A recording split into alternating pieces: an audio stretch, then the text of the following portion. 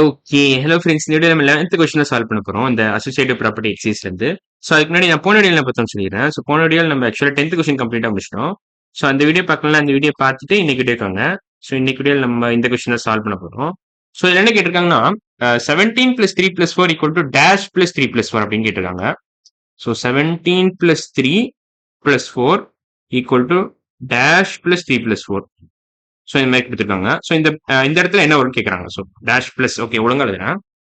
So அது ஒழுங்காவே போடலனா so இப்படி எழுதிக்கிறேன். ஓகே 3 + 4 இப்போ குட்டியா ப்ராக்கெட் இருக்கேன். இப்போ கரெக்டாக இருக்கும். ஸோ இந்த இடத்துல என்ன கேட்டிருக்காங்க, இந்த கொஸ்டின் மார்க்ல நம்ம என்ன நம்பர் ஃபில் பண்ணணும், அதுக்கு 4 ஆப்ஷன் கொடுத்துருக்காங்க. ஸோ வந்து ஆக்சுவலா இதுக்கு வந்து நீங்க என்ன யோசிக்கணும்னா, இப்ப அஹ், இப்ப இதே நம்ம வேற வேற விதமா எழுதலாமா? எல்ஹெச்எஸ் இதான் லெஃப்ட் ஹேண்ட் சைடுன்னு சொல்லுவாங்க. ஸோ எல்ஹெச்எஸ் நம்ம எப்படி எழுதலாம்னா, இந்த பிராக்கெட் இது ரெண்டுத்துக்கும் போடுறதுக்கு பதிலா நம்ம இப்படி போடலாம். ஸோ 3 + 4 இப்படி எழுதிக்கலாம்.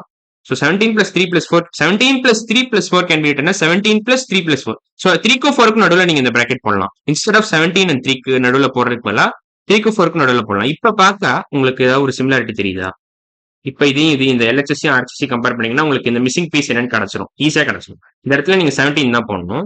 ஏன் அப்பதான் ஈக்குவேஷன் பேலன்ஸ் தான் இருக்கும். 17 + something = 17 + that same thing. So 17 + 7 = 17 + 7 தான் வரும். ஸோ ஓவரால் ஆன்சர் இதுதான். 17 தான் கரெக்டான ஆப்ஷன். ஸோ இந்த இடத்துல நீங்க 17 போட்டீங்கன்னா இந்த ரெண்டு ஈக்குவேஷன் பேலன்ஸ் தான் இருக்கும். பேலன்ஸ் ஆயிரும். ஸோ ஆன்சர் வந்து ஓவரால் ஆன்சர் 17 தான். மற்ற எல்லா ஆப்ஷனுமே தப்பு தான். ஸோ இது எல்லாமே தப்பு.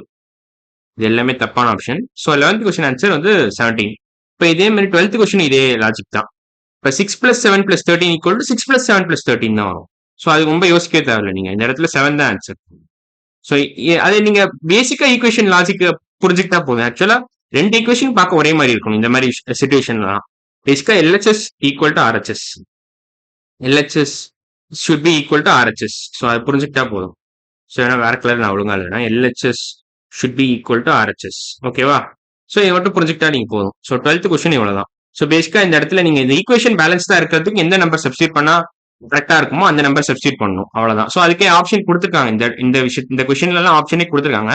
சப்போஸ் ஆப்ஷன் கொடுக்காம இருந்தா கூட நீங்களே போட்டுடலாம் அது ஈஸியா. பேஸ்ட் ஆன் ஆர்ஹெச்எஸ் பார்த்தே நீங்க போட்டுடலாம் இதுல என்ன நம்பர் வரும்னு. ஸோ இங்க 6 + டேஷ் கொடுத்துருக்காங்க, +13 கொடுத்துருக்காங்க. இங்க 6 + 7 + 13 கொடுத்துட்டாங்க.